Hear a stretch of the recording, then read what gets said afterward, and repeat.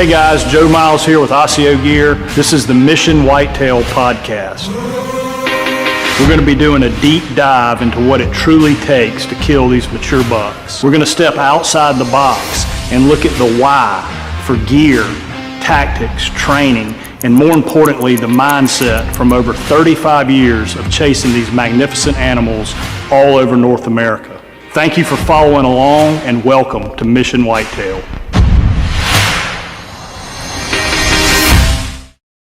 All right, guys, welcome back to the Mission Whitetail podcast. And, you know, we've had some incredible guests so far. I do think everybody's really going to want to pay close attention, probably get your notepads out.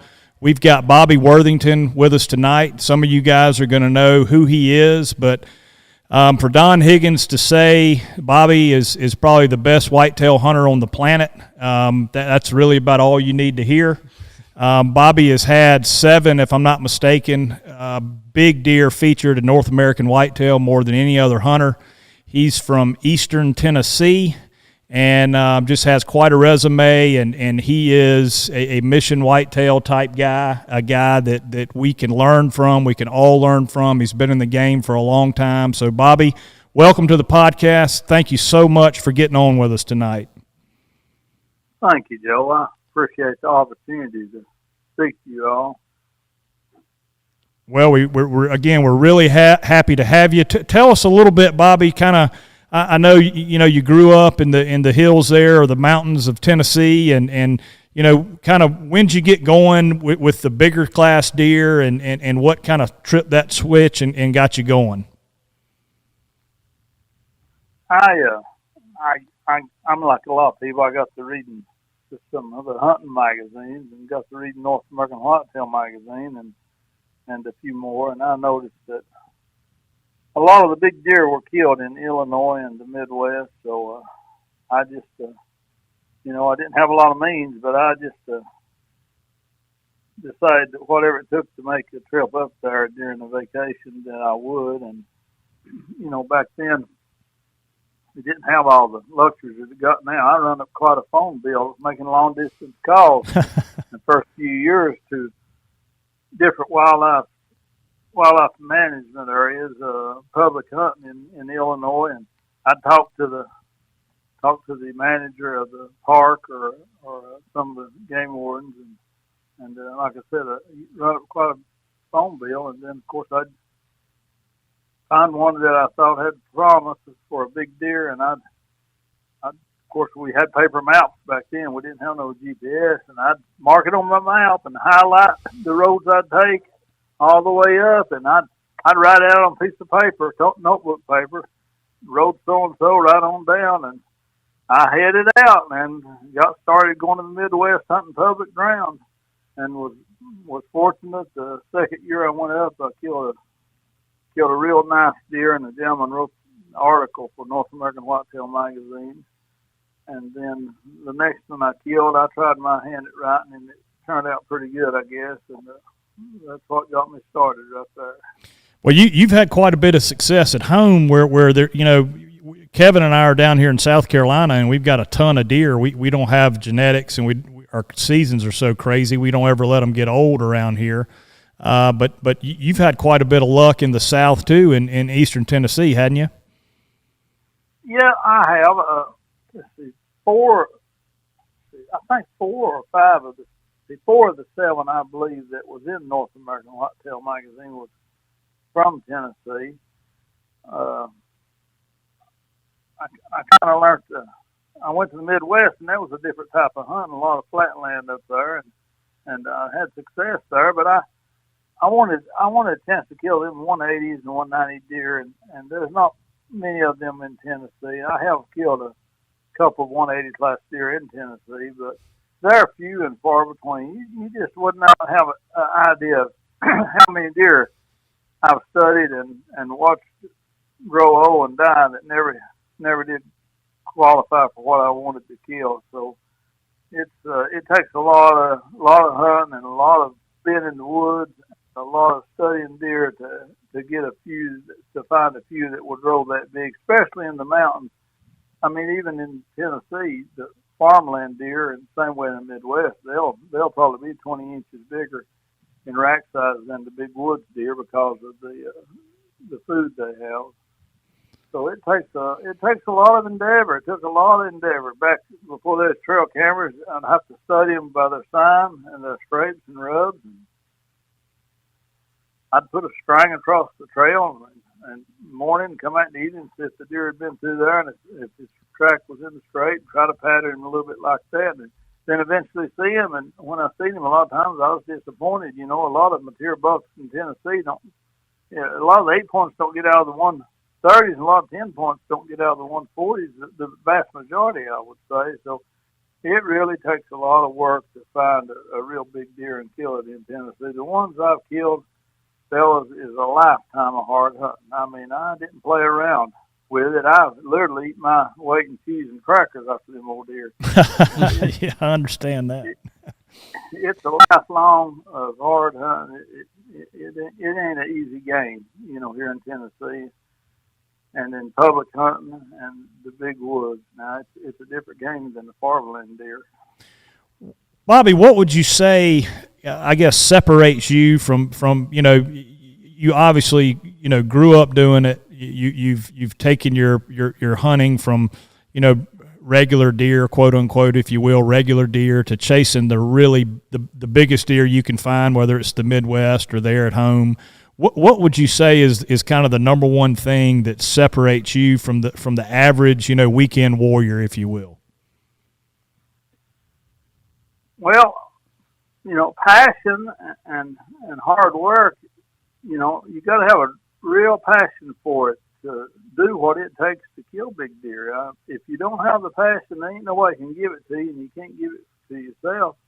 And hard work, and then learning how to do it. Knowledge is most people don't know the value of knowledge. Knowledge is a wonderful thing, but after you learn how to do it, there's a key element that most people miss.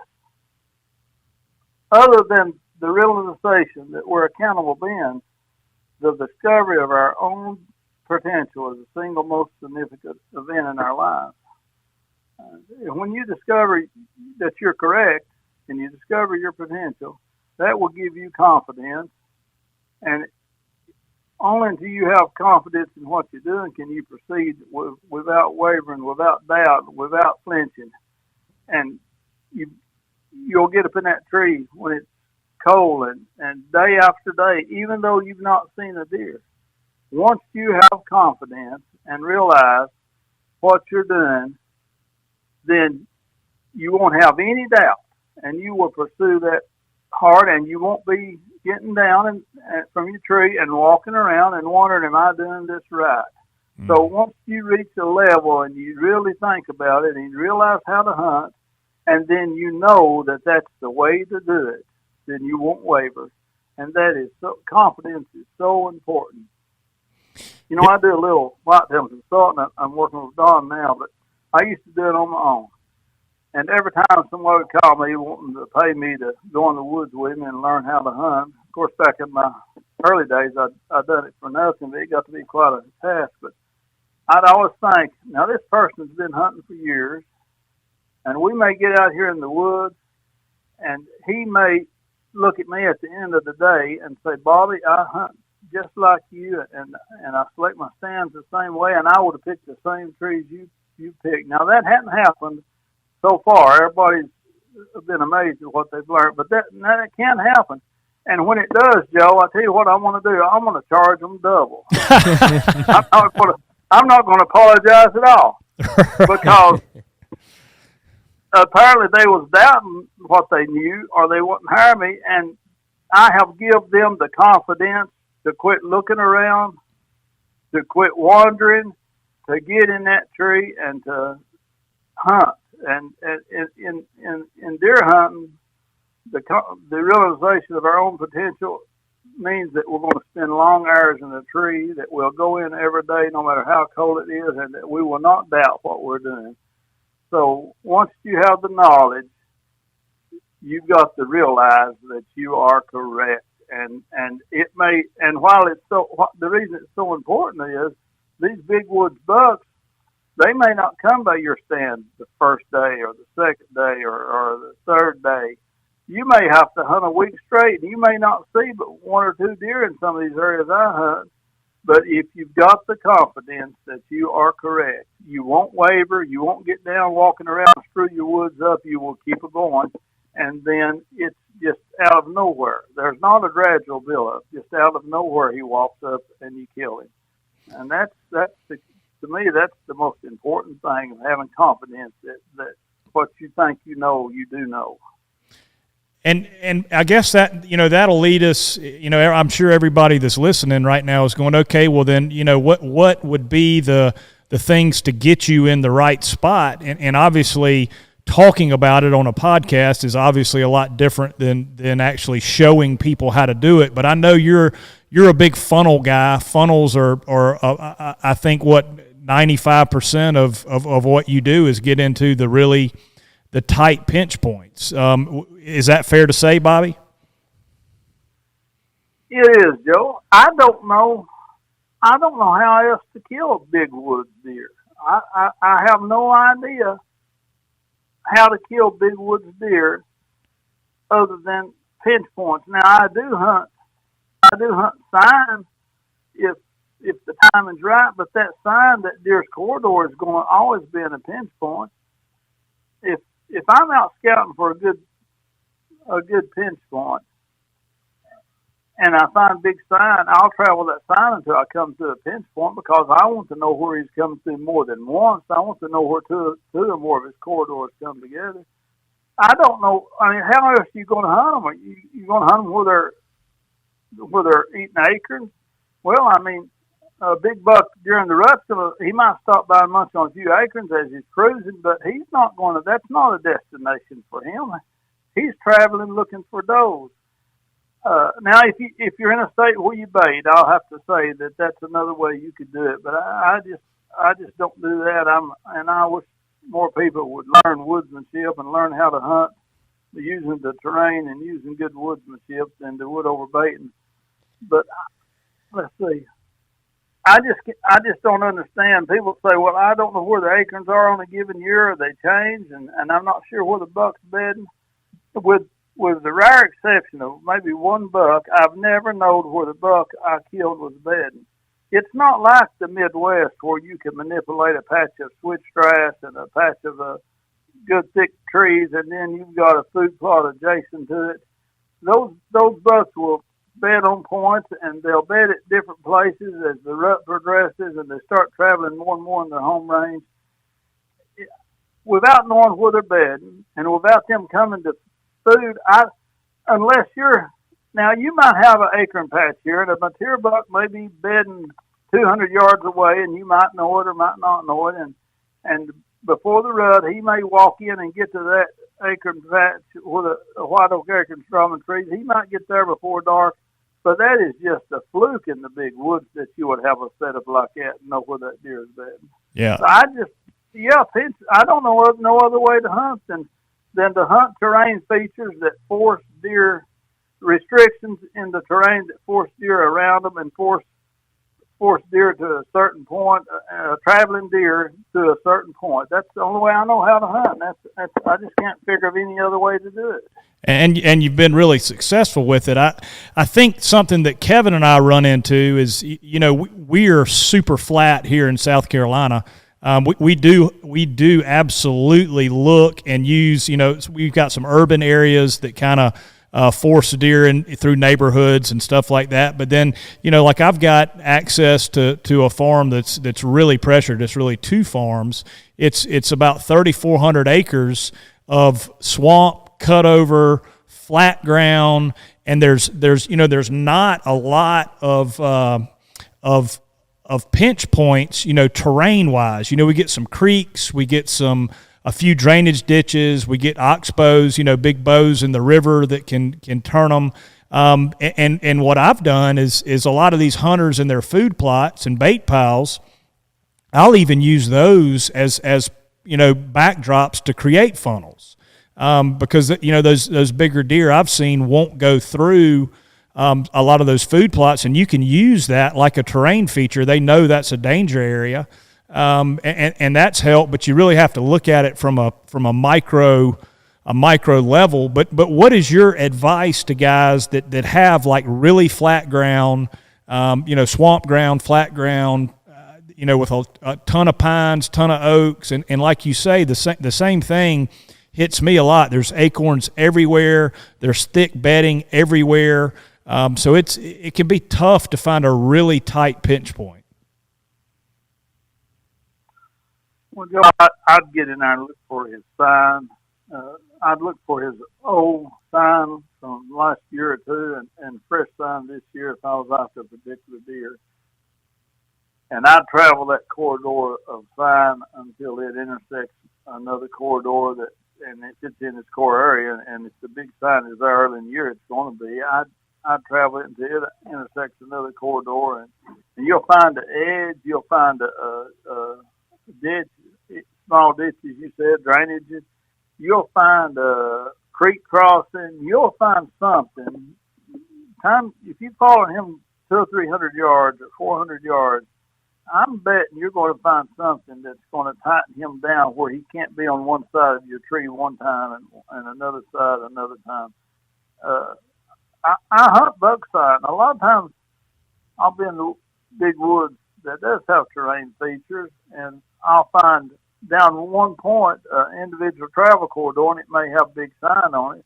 And I may set up and kill him right there, but I realize that when I kill him, that stand's coming out. It's not the same as a stand in a corridor, in a pinch point that's got 3 or 4 corridors coming together. I'll use those year after year. And if I'm after a particular buck, I'll find one of them in his core area. But sometimes I've been very successful hunting sign, and a lot of times you can lay out a scrape line along the edge of 2 different habitats. They like to walk those edges anyway. I'm a big proponent of mock scrapes. I carry zip ties of me, and you can take a good heavy limb, and you can take one sapling. If you've got an ideal place to make a scrape, you can cross zip tie around that sapling to that limb, and one sapling you can make a limb that goes out over an area where you can make a good scrape. And with 2 saplings, one behind the other, and you sure can, but you can actually do it in one sapling. And I'll make a scrape line right down the edge, and you'll be amazed. The same see one scrape to another, you can manipulate the way that buck's walking down that edge. If you're in the material buck's home range and core area, and you know you are, make a good straight line, and then I take and cut a lot of the saplings to keep him tied on that straight line. You can funnel a deer. If you ever trapped, and most people Don Higgins was a trapper at one time, most excellent hunters were trappers at one time, and you can manipulate it where you can actually get a varmint to put his foot right on a particular spot, and that's where the pedal of your trap is. And you can sure manipulate those bucks too, but start out with the edge, something they want to walk, or a creek crossing, and then lead him how you want to with a good straight line. That's what I do. There you go. Now, I know one of the first questions we'll get is do you put any kind of scent in your scrapes, or do you rake them out big, have your limb there, and leave it alone? Now we're talking about hunting flatter terrain. I hunt some flatter terrain. And I just want that understood that in hilly terrain, I find the funnels are naturally using, but in flatter terrain, this is how I make my funnels and lead the deer the way I want. But no, I don't put any urine in that scrape. I'm telling you, if you've got some big, nice scrapes there on the ground, 4 or 5 foot across, take a good rake, and you've got a good heavy limb like they like, one big as your finger, broke off there on the end, and coming down at an angle, they like that a lot. And up there about chest to chin high, and it's a significant limb, like them bucks like to hit it with their horns and break it up. And you've got the ground pawed out good. If that deer don't pick up that scrape and start using it, you're hunting in the wrong place. You may as well pull up and leave.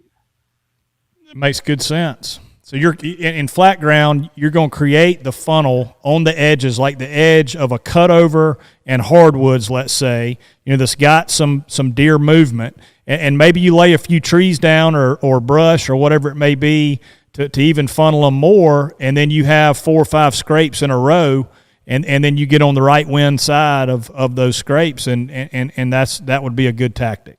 Am I saying that's exactly right? And I'll put a tree stand if I get a deer I want to kill using that. I'll put a tree stand on each side. I won't just make the scrapes anywhere down that edge. I'll make sure I've got a good tree on both sides, straight across from each other. And that way, if I'm hunting all day and the wind shifts about 9 or 10 out of the south like it does sometimes, and I've started hunting out of the north, I'll just get down and go right up the tree on the other side of the biggest scrape, and then I can sit all day long, or I won't miss any days hunting because of changing wind like that. The only time then you'd have to get out if the wind started swirling. But that's exactly right. And if you get permission, or if it's your land, I don't just cut saplings. Hens cut them to block the area. I might cut down a pretty good non-timber tree, a pretty good sized tree, and block deer a lot further. You know, you can block them several yards like that.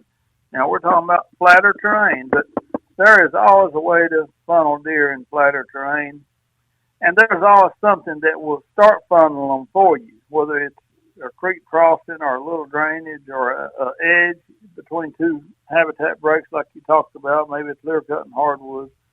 There's always something there that's attractive anyway, and then you just tighten them down even more. And them bucks, a lot of times the buck ain't got a good limb to scrape over, and he really appreciates it. I mean, he won't thank you for it, but he really appreciates you going in there and making him a good limb just the right height and starting that ground up for him. A lot of times they may be going down a habitat break like that or an edge and not scraping just simply because they just don't have exactly what they need to scrape under. So you can sure make it appealing for them. Oh, that sounds really good. That's, you know, we Kevin and I do quite a few mock scrapes. We have a lot of luck with those. You know, I even used, I guess, the Wenzel brothers started the rope scrape thing, and this is kind of the first year that I've tried that. And the ropes that I got are just really they've got that bad chemical smell, so I've really only put one of them up, and I hadn't had any luck with that just yet. But I think I need to let those ropes season a little more. Have you ever tried any of the rope scrapes, or you prefer the limbs? I mean, I'm sure that, hey, one of the biggest deer I ever shot in the Midwest, 180 high, 180 inch deer, was scraping under a grapevine, just a free swinging grapevine.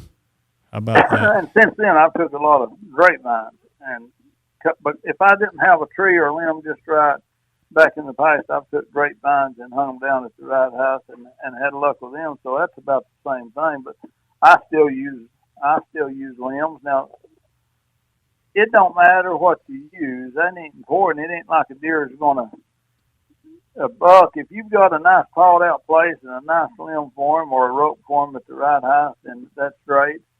I don't think it really matters what you use. But you know, a lot of people will tell you they've hunted scrapes all their life and never helped kill a big buck.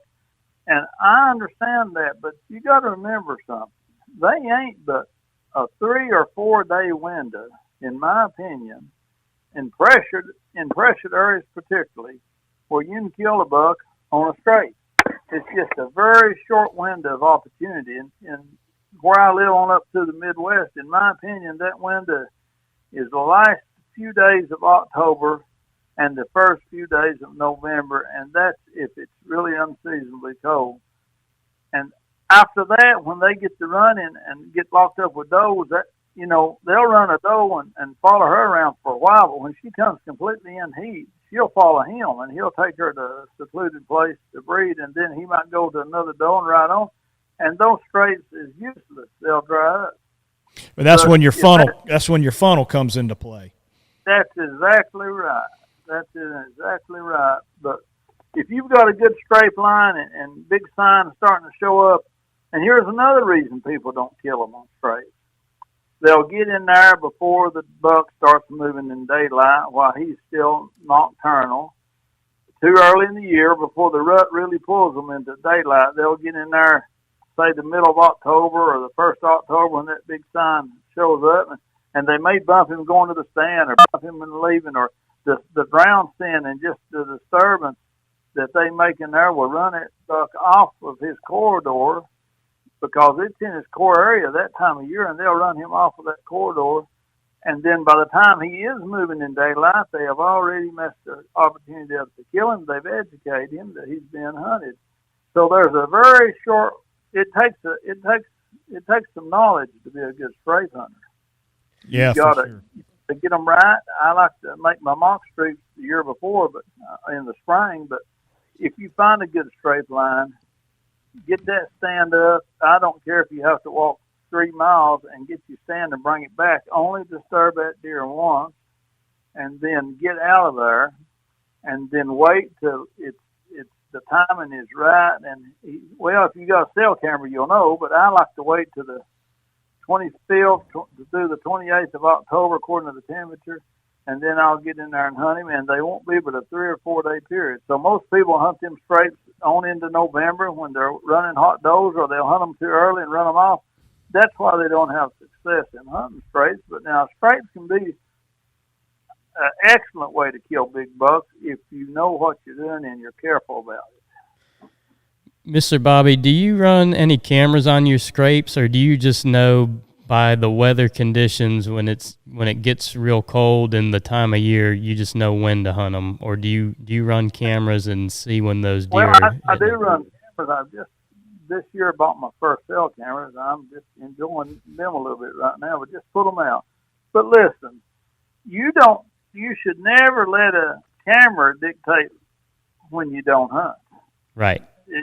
The first picture you get of that buck in daylight may be the only one on that strafe line, and then he's off with a hot doe. You never let it dictate where you don't hunt. You might let it dictate where you do hunt. If you've got a daylight picture of him, get in there, but you don't stay out of there just because you haven't got a daylight picture, because the first time he comes through, you might want to kill him because he may not come through that strafe line again. Of course, you want to use your camera also if you don't know the buck to verify it's one you want to hunt. Right. Yeah, I actually use one of your mock scrape tactics that I learned from, I don't know which podcast it was. I think it was the Southern Outdoorsman or something like that. I heard you say you put a couple scrapes around your tree stand just to give the deer something to look at, maybe funnel them to it, and then they stop on their own to give you an easy shot without having to stop them. Yeah, that's a different situation. Right. If I'm hunting a straight line, I'm set up on one of the straights on the straight line, whether it's a mock straight line or one of the deer's made. But you're exactly right, Kevin. I'll make scrapes in the 4 sides of my stand because I don't want to have to grunt to stop a cruising buck, because then he's alert. And I tell you, I have grunted a few of them old bucks, and they turn and run just like you shot at them because they've been grunted to before, and when they stop, they've been shot at, and they've learned to tell that grunt comes from up above. So yep. I like to scrape all the way around my tree, and if they come through fast, I want them to stop on their own. And if I have to, I'd rather shoot them walking than have to stop them. If they're within 15 yards, it's not a very difficult thing to do. Yep, I had a situation about 2 years ago. My target buck came in at about 8 o'clock one November morning, and he was trotting down a drainage and then came up a hill toward me, and I was kind of right on this bench, kind of on a ridge, and I thought he would turn broadside, and he ended up walking 10 yards pretty much right under me, and I was at full draw, and I made the lightest grunt, and I think he was already spooked from something else, and he came unglued and just left town. Yeah. So the next year I had another good buck come under me at about 12 yards, and I said, I remember what happened last year, and I just shot him on the move. I tell you, I've done it a lot. If they're 15 yards or closer, yep. If you'll put your sight pin on or if you're shooting a traditional bow, if you put your aiming point on the center of the shoulder and just follow along with them and squeeze it off, then it's going to turn out good. I've worked out years ago, and I've tried it a lot. But this strafe hunting is good. It's fine. It's a short window, but I really prefer funnels. I tell you, I was with a gentleman and his two boys the other day in a restaurant up in Ohio, and we were discussing deer hunting. That's the reason I was up there. And he was telling the boys my approach to finding stands. And we walked out of the restaurant door and walked out on the porch, and it was kind of a hall. There was one door on one end of the porch and one on the other, and there was two parking lots there. And I asked one of them young men, I said, let's apply something here to deer hunting. If you wanted to touch every person in that restaurant, how would you go about it?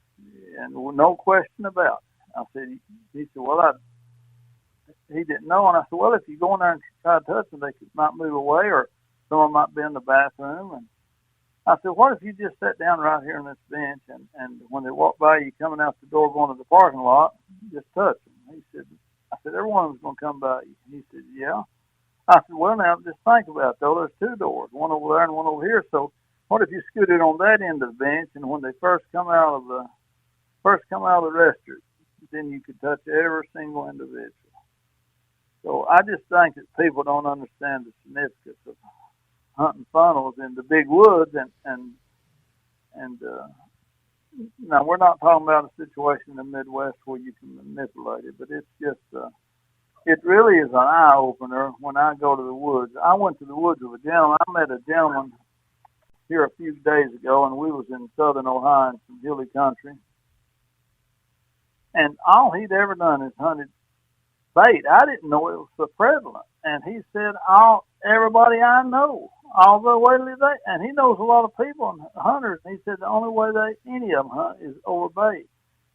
And really, to me, that's not hunting. That's just, you're shooting deer. I'm not, if the person, if that works for them and they're happy with that, that's great. But I just wish people would learn woodsmanship. So I went in the woods with him, and we was walking on the top of a ridge, and I come across a trail that headed off downhill at an angle. And I said, we need to follow this trail.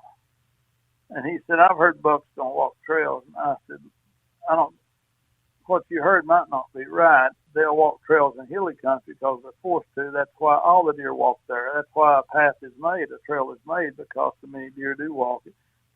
And we started down at an angle, and it went right across the top of a ditch funnel. And I looked at that ditch funnel, and it had really steep banks, and it headed up right where that trail went across.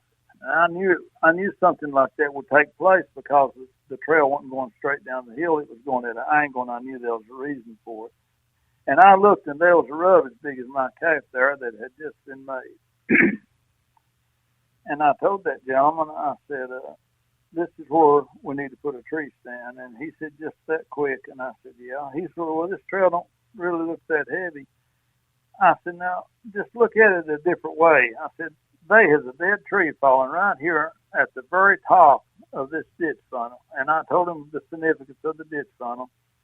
And I said, it's got a few, if you'll come down here 10 yards and look, there's going to be a trail cutting across the ditch just a little bit where it's still a ditch. And then there's a trail right here. And then this rub is right in the middle of these fallen trees. Well, that buck kind of worked his way through them.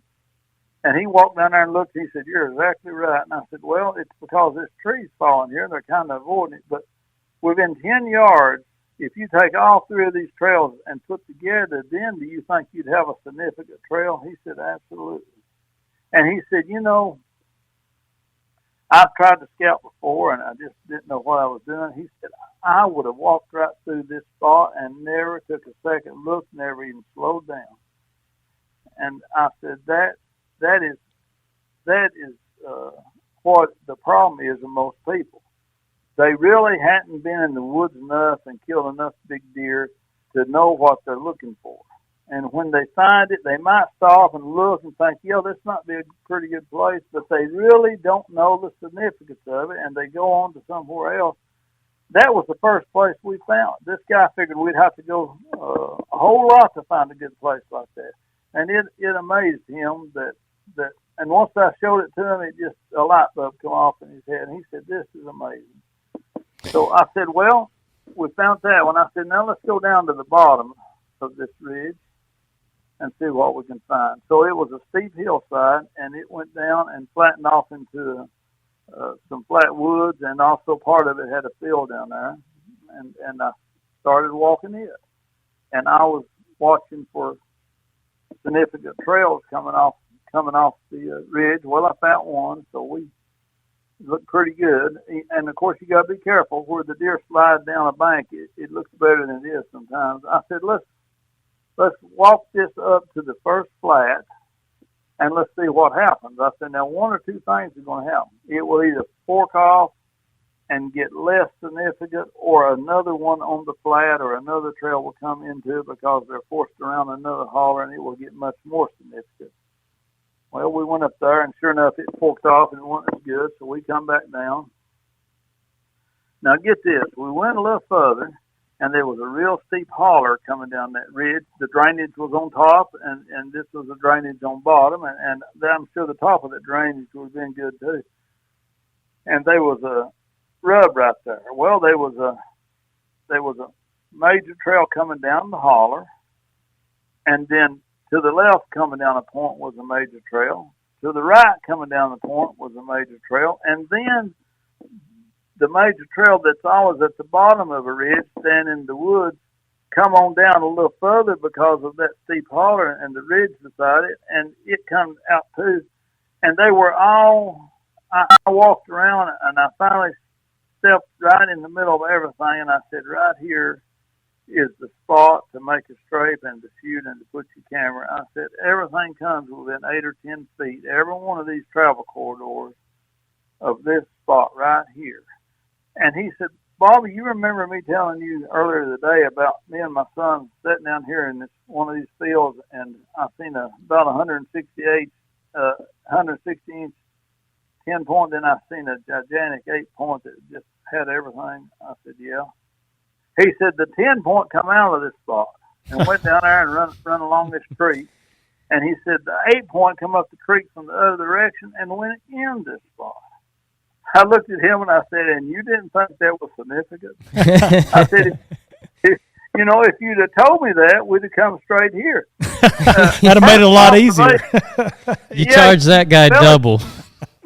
Yeah, you just don't, people they just miss the most, they think it's too simple, and they think that was too simple, and that was, there's hardly any coincidences, and I don't understand why people overlook something like that, but he did.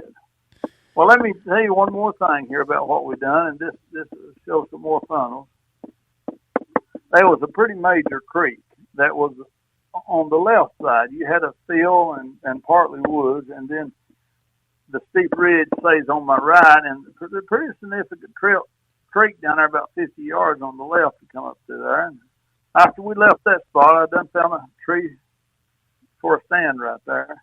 And I try to get everything on one side or other of the tree. You don't want to be in between two corridors if you can help it. You want to keep moving on those two corridors. Have one person walk one and you walk the other, and get them as close together as you can, and then you'll put a stand on either side there where you can have the right wind for both of them. But anyway, we walked on down through there, and that creek turned and come right again where that steep ridge come off. And I asked him, I said, typically there'll be a tight trail between the creek and the ridge. And I said, is there, have you been down? He said, Bobby, it's too steep, you can't walk it. And I said, oh. And I said, show me. And we went over there, and sure enough, it was a sheer rock bluff coming down to that water. And I said, where would you cross this? He said, Bobby, there's a nice flat over here, several acres, maybe 50 or 100 acres, just a nice thick flat over there with a lot of deer in it. And I said, oh. I said, so a buck coming from that ridge going down to that flat and back and forth looking for does. I said, that'd be actually a good place for one to lead a doe too. It's secluded. He said, yeah, nobody's ever hunted. We don't hunt that. I said, well, how would you cross the creek and get to it? And he showed me. And it just so happened that the best place to cross the creek without any bank was right where that rock, that sheer steep bluff started. And I told him, I said, how long as far as this steep bluff go? And he said, a couple hundred yards. And I said, so every buck going to that flat down there is not going to come off that steep rock bluff. They can't. I said, they got to come off right here. And even if it wasn't a creek crossing here, they'd be crossing it, but they're sure going to be crossing it now. And sure enough, we went right in the woods where they was coming off that bank, and it was really significant. And then there was another trail coming around the side that joined it. And anybody could see that once you realize what it is. Anybody could see it. But like I said earlier, having the confidence to know that is what it is and not keep looking for something better. There's nothing better than those two situations. Those three situations I just outlined, don't keep looking. Know that it is significant and set up, and if you don't see something the first day or the second day, it does not matter. You've got to have confidence in what you're doing. Once you realize what you're doing, you can't have confidence in something that ain't right or something that don't work. But I know that the way I hunt works because I have been very successful in the type woods and with the low buck population and big buck population and deer population that most people could never succeed in. I have been very successful. And fellas, I just kind of outlined some simple facts about funnels and how I go about finding them. Yeah, and you know that simplifies it, right? I mean, you find your funnel, and then you know you've got to fight your own inclination not to spend the time there. You've got to put the time in and be persistent. Once you've located that tight funnel or that edge, you know we'll go back to flat ground. You know, that edge just got the scrape line on it. And, you know, if you can drop some trees and create the funnel, you know, where the river has an oxbow in it or there's a creek crossing or a ditch crossing or whatever it is. And you know, I guess today with today's technology, you can certainly dump some cell cams in there and get real live intel. But you know, if that's what you're waiting on, you know, you may miss him. So when the time's right, even if you've got those cameras in there, you've got to get in there and you've got to put the hours in the trees. That's exactly right. And those cameras will be more significant for you next year than there was this year. At the times you wasn't there, if you got his picture, you'll know next year that I should have been there more often. Yeah. And it don't matter if the pictures that you're getting Joe's at night or in the daytime. Once the temperature gets right and once a situation happens with that buck that puts him through there in the day, you want to know if he's using that corridor and if he's using that tight spot. And it don't matter if it's night or day. I'd rather hunt a place that I got 3 night pictures than 1 day pictures because it just shows the significance of the amount of time he's going through there. And I'll hunt it there and he'll eventually come through there in the daytime. Just get in there in the spring and late winter and walk your hunting property. A lot of times, even on a big property, there ain't but 1 or 2 trees that I would ever hunt from. And that whole property, and it always amazes me that there's usually never been a stand in them.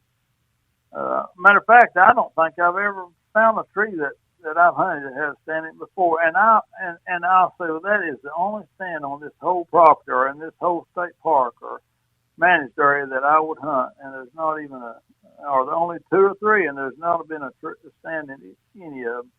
So you can't just find a first tight place you find and hunting. You got to find the tightest place and the best situation, and you can do that in the spring and fall. But here lately, I've had to do a little scouting recently for myself and other people.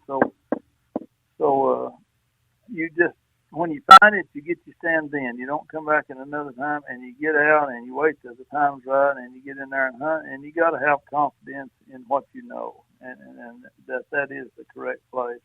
And Bobby, you Pretty simple. what's that? I'm sorry. It's pretty simple. Most people are looking for.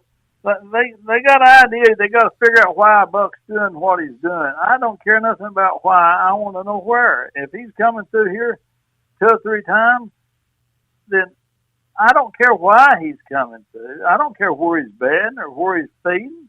I just want to know where it's taking place. I don't have to know the reason. Right. Yeah. Keep it simple. Absolutely.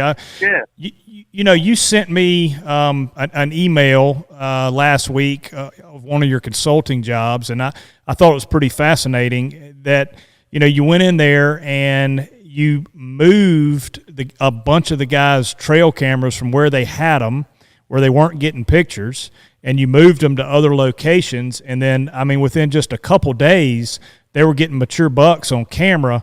Can you walk us through kind of that example of kind of what maybe they were doing? I hate to say wrong, but I guess that in the short world, that's right. What they were doing wrong and how you corrected it and where you moved them. Can you walk us through that? Because I'm sure a lot of guys are in the same boat as those fellas.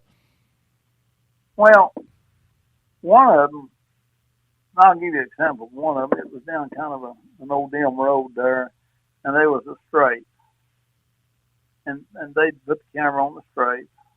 And I said, fellas, let's walk this trail 50 yards, 100 yards each direction. So we walked it down the hill, and nothing happened. We walked it up the hill, and that's the way I wanted to originally go anyway, so I could show them. We walked it up the hill, and it was like 3 backbones of ridges came together. And every one of those backbones had a trail down.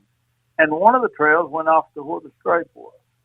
But there was another trail that come around the side of a hill, a trail coming down each backbone, and then one lead of those 4 trails went by that scrape. And I told them, I said, fellas, if you'll back your camera up right here to where all these trails cross and corridors cross because of the terrain, it was a real steep drop on one side.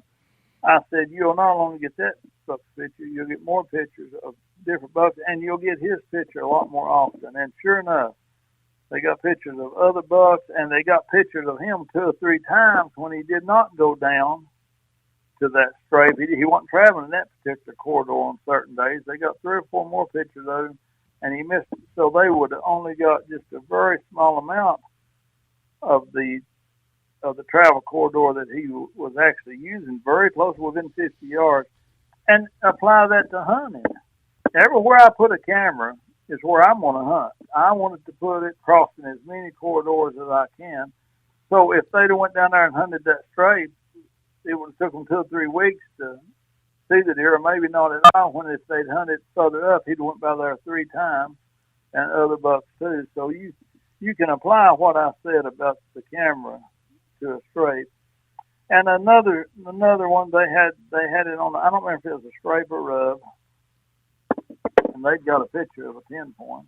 I said, let's follow this corridor out both directions. Went one direction, and sure enough, it was going around a steep hillside, and just went just a little ways, and another trail had come into it where the bucks was going around this little drainage there. Went just a little further, and even a more major trail come up the hill into it, and they all come together to go around a real steep hill on just a little bit of a bench line. I said, now just think if you had your camera here instead of right down there on one of 3 major travel corridors. And, and of course you could see the light bulb go off in their head, and sure enough we put it there and got a buck that hadn't ever got a picture of before, a good buck right there. Apply it to hunting. You'd have killed a good buck right there, and on down there you wouldn't have had the shot. So you can't settle on a site too quick. You anytime I find something significant, I want to walk both directions off that a pretty good ways. I want to multiply my chances. I just don't want to hunt one corridor when I can hunt 4 or 5. I just want to multiply my chances, and I don't know why anybody wouldn't want to. No, that makes good sense. Yeah, and that's the key is to not focus on the micro little piece of sign, but look at the macro travel, how they're manipulating and going through an area, and what you can do to force them, or what forces them a certain way. That's right. What terrain feature forces them through there? And fellas, if I find a place on flat ground or even in a funnel that the deer ain't quite funneled down as much as I want, I will always funnel them down. I'll take my saw and I'll go to work, and I'll brush some stuff up and throw them 2 trails together. Now, if they're too far apart, you have to be careful, because they might go on the other side of it than what you want. But if not if there's a terrain feature like a ditch, they ain't going to go down much further. A deer will go 3 times. He'll walk 3 times as far around something as he will go through it, particularly something that takes a lot of energy to go down and up like a ditch and puts them in a blind spot. So you can really manipulate deer trails. It's a good time to do it in the spring where they'll get used to what you're doing, and already worked out a new trail. But now sometimes I've done that very thing today. I've got a big 10-point here in Tennessee I'm wanting to kill. I call him Gimpy. I seen him last year, but I was hunting another buck, so I didn't shoot him. But he's a good buck, and he's got a lot of age on him. And I knew where a big strafe was that was in his, what I thought was his core area, and I got a picture of it. So I got a picture of him coming through there this year. He hadn't made the strafe, hadn't done the strafe, but I followed him on out, and I didn't set up too quick. I got to going on him and got way on over there, and I found where he was going down this ridge. But there was some old rubs, not this year, but they still some old rubs that probably was his, up the hill here a little bit. And then there's a ditch funnel that's going down. A lot of deer's coming around about down here. That was enough for me to hunt. But then when I got to looking around more, I found some old rubs kind of on top of the ridge instead of right at the ditch funnel. And that concerned me, because the tree I'd picked out for a stand would have blew my scent. That I wanted to push everything on the same side of me. So I got my saw out. I went to work, cut some pretty big trees down with a little hand saw, about as big as my leg. But I got him pushed. He ain't got no choice now. He's going to be, all the deer's going to be on one side of him. I think I'll kill that deer right there. And so I guess you still, it'll be, what, a couple more weeks before you, or what is it, the 15th, 17th? What's the date, Kevin? 15th. 15th? So yeah, it's going to be, absolutely. Absolutely. These deer are pressured. Other people hunt them. They're big woods deer. It ain't like I can manipulate now, hey, I ain't saying nothing bad about it. I teach people how to do this and enjoy setting up a bedding area for deer. But you ain't got that here in these big woods. You don't know where he's bedding, and you better not get in there and push that deer and get in there walking in before daylight and scare that deer out or leave a lot of scent around there. You better wait till he starts that daylight movement. And I've noticed, unless it's a very rare deer, or you're set up a lot closer to the bedding area than you realize, then you might see them in daylight early in October. But these pressured big woods deer, it usually takes the rut to get them on their feet during daylight. That's how they survive as long as they have in pressured areas. I like to wait till about the 25th or 26th, and if it turns warm, I'm not going out then. You may actually, I have missed a whole year of the opportunity of hunting a big buck's corridor like that, just because the weather turned warm, and it was warm until the does come in heat. Fellas, that's one thing we can't control, the temperature. Temperature is what gets them big bucks on their feet when the timing's right, and we can't control it. And if you get a warm spell during the wrong time, then it can affect you, and you might not succeed. And don't blame yourself, or don't think you've done something wrong. There are circumstances that's out of our control that can affect our deer hunting from one year to the next. So you got to keep that in mind. Well, that makes a lot of sense, and I know we're going to get a ton of feedback from guys, Bobby, and to summarize here, if you will, and I don't want to put words in your mouth, but I mean the philosophy I'm seeing is stay out of your areas until it's time for the deer to start moving in daylight. Hunt your tightest possible pinch points with historic sign and current sign, if possible, on one end or the other end, and then be persistent in those areas and actually don't talk about it, but actually get in there and do it and hunt. Joe, that's exactly right. It is as simple as that. And why people don't succeed in something that simple is, number one, they might not know what a significant funnel is, and number two, they lack the confidence to realize that they're right, and that's two of the biggest things. But that's exactly right in a nutshell. You have it, and there's no better place on earth to hunt than a tight funnel with big sign made at different times. That's hunting the big woods. Now I realize the farmland is different, and it's a joy to hunt places like that. It's a pleasure to hunt the big woods too. It's just a different type of hunting. And if you're hunting over bait, that's the one exception in the big woods that would break this deal on the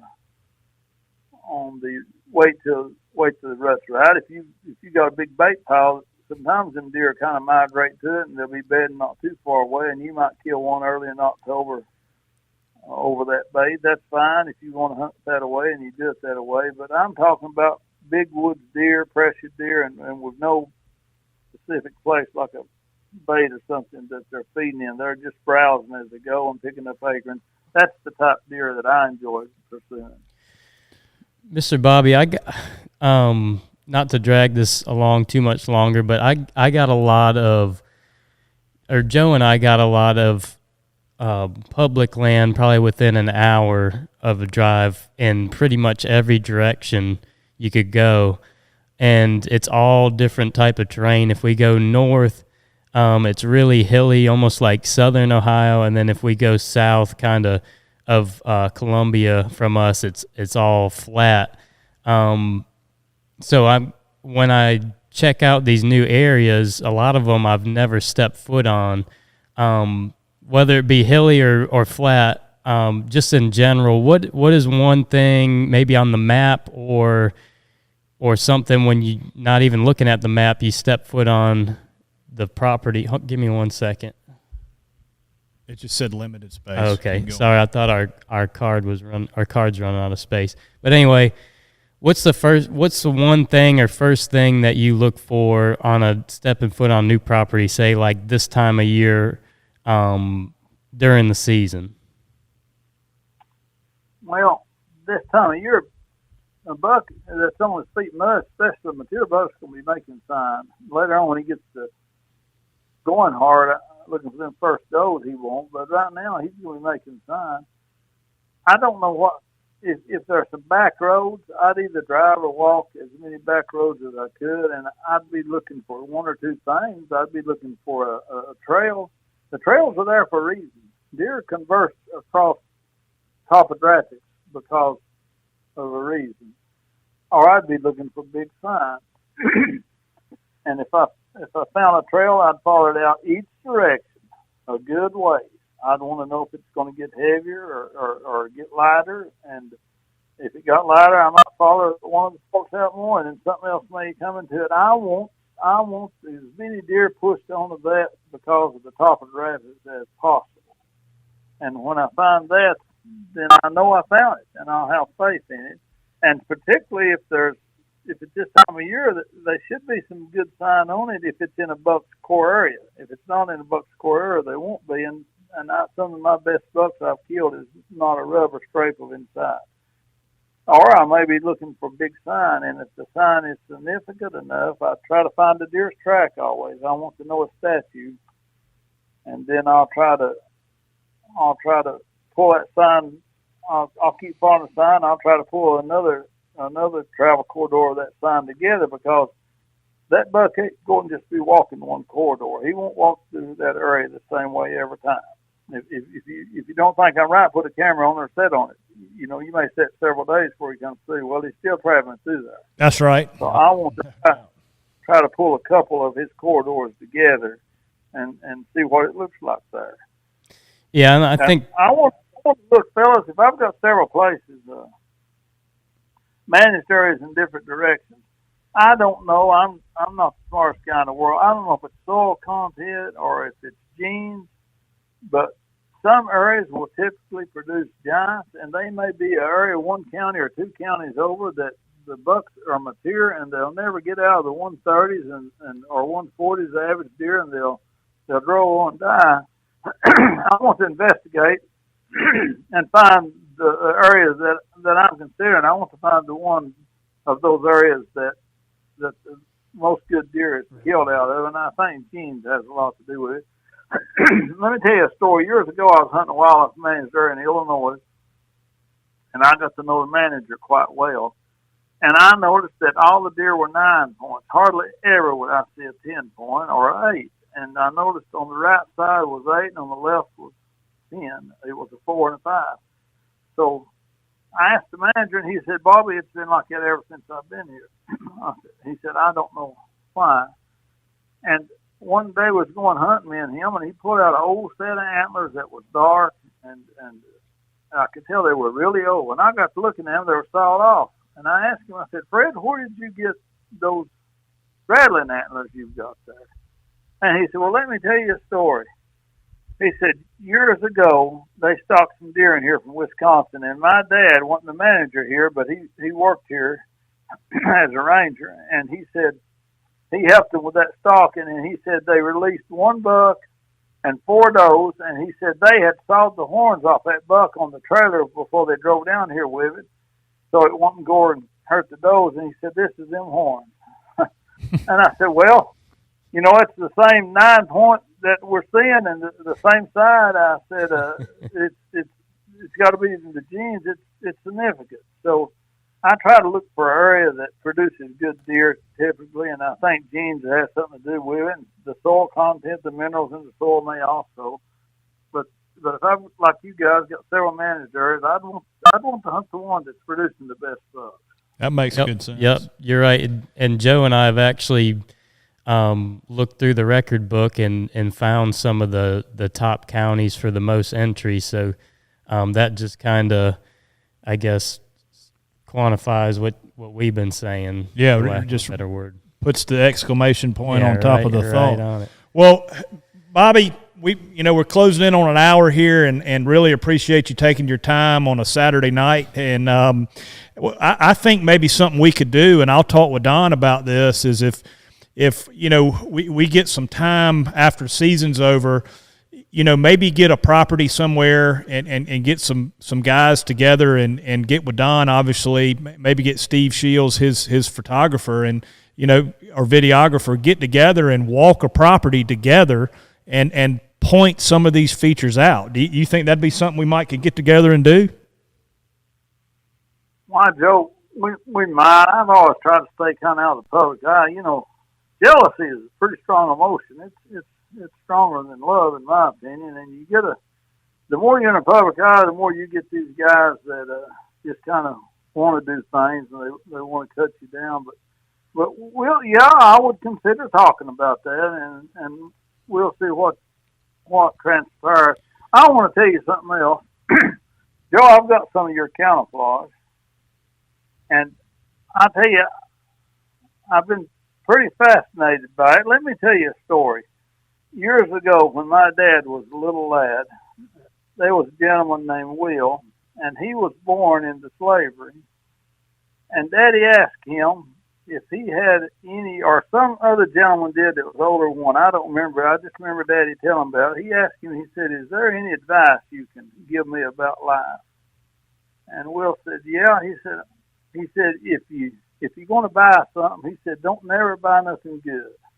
He said, always get something bad. He said, if you're going to get molasses, he said, get bad molasses. He said, it'll last you a lot longer. Well, I want to tell you, I've decided that philosophy is not correct. I have all my life. I've tried to never had a whole lot of means, and I've tried to buy stuff that was more economical. And I finally learned something. Usually, the time I buy it once, and then it tires up, and I think, well, I just got a bad one, so I'm gonna go back and get another. And then I go back and get another, and it tires up. And then usually I dish out my money and buy a good quality product. So I paid for it 2 or 3 times.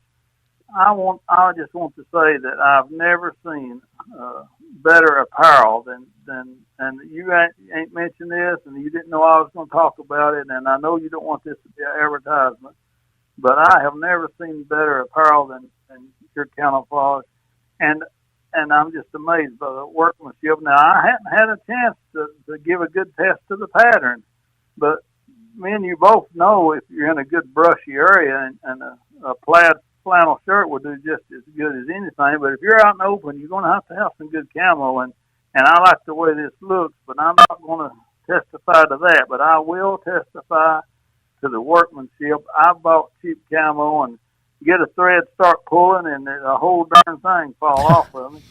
But I tell you what I was doing yesterday. I was scouting, and I was walking up the side of the mountain, and I had a pair of your pants on. Now this is probably going to be interesting to you. Well, as I was going to the mountain, I was heating up, and there's a little breeze blowing, and I got to feeling a drift on my right upper thigh. And I said, what in the world have I snagged a hole in these pants? And I knew I had because of the quality of them. And I got to looking, and there was some of that fishnet material right there blowing on my upper thigh.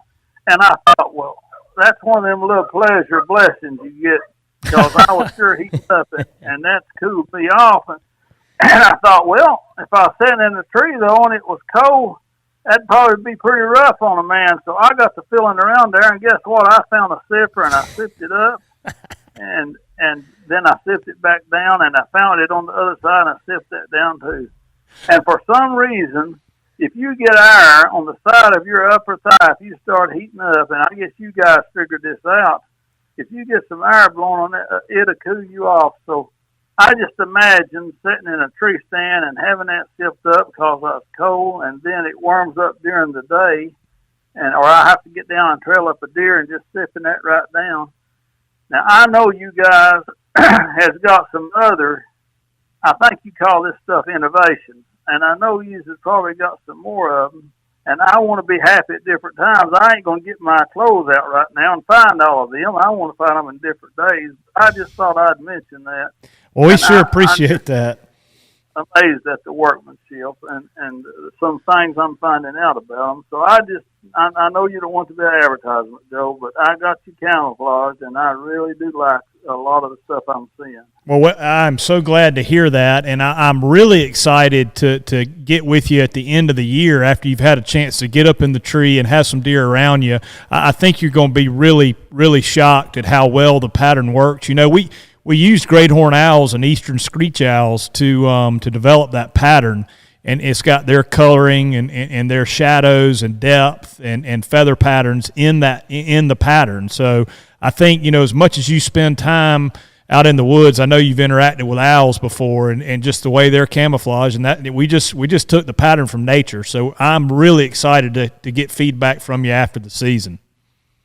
Well, when I found out about that and how good it works, you know, good camouflage is really important, because sometimes, Joe and Kevin, there'll be one particular tree you have to hunt, and I'll find that tree, and I'll funnel things together till I find that tree, and that tree may look like a telephone pole, but I don't care. A lot of people want hunting it for nothing. No, I'll get over here another 20 or 30 yards, and that's where they go wrong right there, and Yep. They ain't going to be happy about it.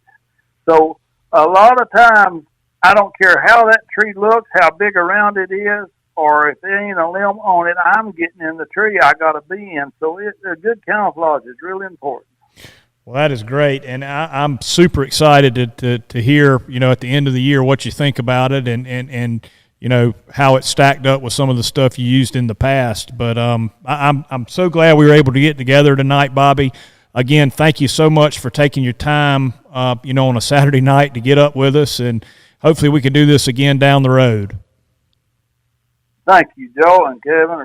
I always enjoy talking about deer and killing good deer, and maybe helping somebody a little bit through what I've learned over the years. So I appreciate this format to do that. Thank you, sir. You all have a good Mr. Bobby, I just wanted to say one thing. I listened to a bunch of your podcasts on different shows, I guess. And one of the things you said was when you first started trophy hunting, you decided you needed to start shooting a bunch more does to get the reps in. And I took that to heart a couple of years ago, and a lot of the local does are pretty mad at you right now. good deal, and that'll help you close the deal on a big buck. There's something that I can tell you. I done one article called "Closing the Deal," and in it I say that I don't care. You can listen to me 100 times, and it'll help you what I say, but it won't really. You can't apply some things until you actually do it. Yep. And I heard Terry, Don's buddy, real great guy. I'm not got a pleasure meeting him yet, but I heard him say on the podcast here recently. I just started listening to these things. The first thing I ever heard, actually, it was me talking on it, but I started listening to him here, and Don's got a great podcast and does a lot of great work. But I heard Terry the other day say that he missed a big buck because he did not stand up. If he'd been standing, he would have killed him. And on that Closing the Deal podcast, if you'll remember, I said, I don't care if it's a target deer or a non-target deer. As soon as you see a deer approach you, you stand up and never try to shoot a deer sitting down, because he may change directions, and now you've got to stand and try to get around. He's on the wrong side of the tree. So, yeah, it's very important to get experience like that, not just to hear somebody say it, but to actually get out there enough to find out for yourself it's true. Yep, 100%. Well, Bobby, thank you again, buddy, and we'll be in touch soon, and have a good rest of your weekend, and keep us posted on how your season goes. I'm headed to Kansas early in the morning I know we had to reschedule, and I appreciate you doing that, and I'm going to go out there. This buck, it's unusual for me to hunt in October this early, but I've got some text cameras out there, and he is actually coming through a funnel several times in daylight. So I think I can get on him here. It's going to get down in the 20s Tuesday and Wednesday, so could have an opportunity at him. Oh, good luck. I certainly hope you get him, and no matter what, 90% of the deer may not travel this early, but if you see one doing it, or you get a picture of one doing it, then you don't overlook something like that. You get in there and get after him. I sure hope you get him, and I know you're a good hunter, and I feel like in a situation like that you're going to. Well, I hope so. I sure appreciate it, and I'll definitely let you know if we get him. And again, Bobby, thank you so much for coming on, and hopefully we can do this again down the road. Thank you, Joe. I've enjoyed it. Have a good night. Thank you, sir, Mr. Bobby. Too.